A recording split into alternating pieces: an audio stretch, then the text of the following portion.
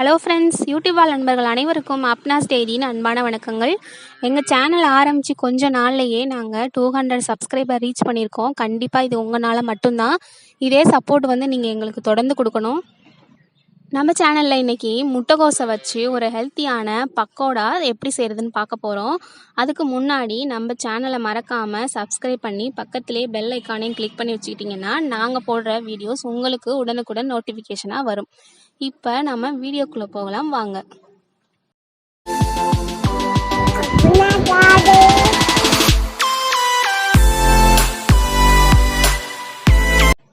இந்த பக்கோடா செய்கிறதுக்கு ஃபஸ்ட்டு தேவையான பொருட்கள் பார்த்துடலாம்.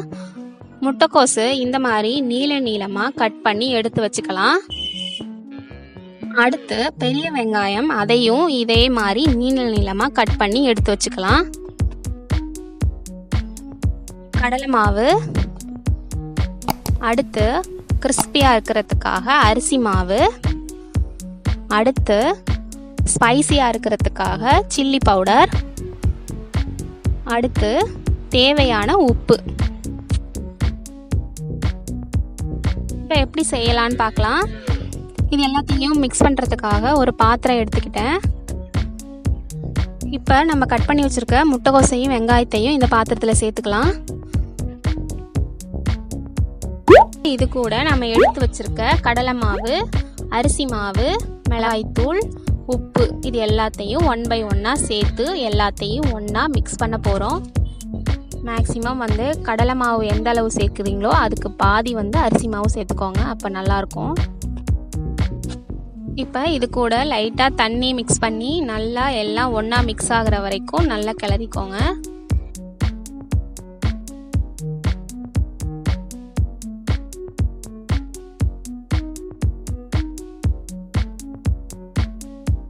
இப்போ இது நல்லா கிளறியாச்சு. இதை அப்படியே அமுக்கி ஒரு 10 நிமிஷம் வச்சிடலாம்.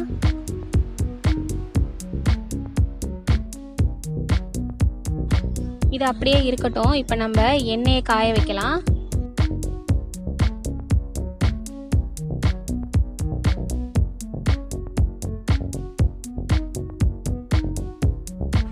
எண்ணெய் சூடாயிட்டு இப்போ நம்ம இதை எடுத்து எண்ணெயில் போட்டு பொரிச்சு எடுத்துடலாம்.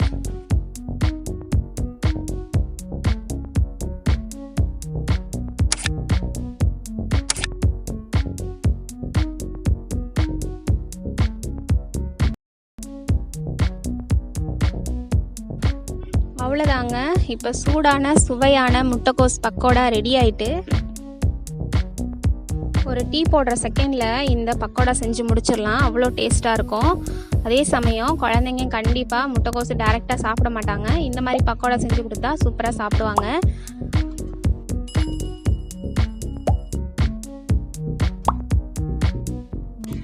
ஓகே ஃப்ரெண்ட்ஸ், இந்த ரெசிபி கண்டிப்பாக உங்கள் வீட்டில் செஞ்சு பார்த்துட்டு எப்படி இருந்துச்சுன்னு கமெண்டில் மென்ஷன் பண்ணுங்கள். அப்படியே எங்கள் சேனலுக்கு ஒரு லைக் கொடுங்க. நெக்ஸ்ட் வீடியோவில் பார்க்கலாம். பண்ணுங்க.